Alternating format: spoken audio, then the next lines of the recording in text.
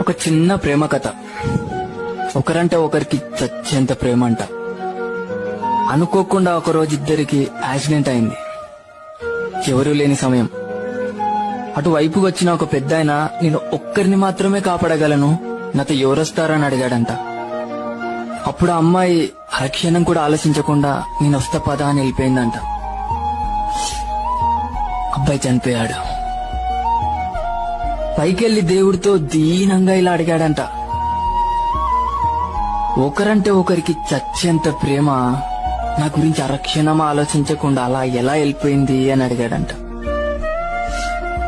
అప్పుడు ఆ దేవుడు అన్నాడంట, నే పంపించిన పెద్ద ఆయన కూడా అమ్మాయిని ఇలానే అడిగాడంట. అప్పుడు తాను ఇలా అనిందంట, నేను చనిపోతే వాడి జీవితాంతం ఏడుస్తూ నరకం చూస్తాడు, నాకు అది తెలుసు. వాడు బ్రతికుండగా నరకం చూస్తుంటే నీ స్వర్గంలో ఎలా సంతోషంగా ఉండగలను.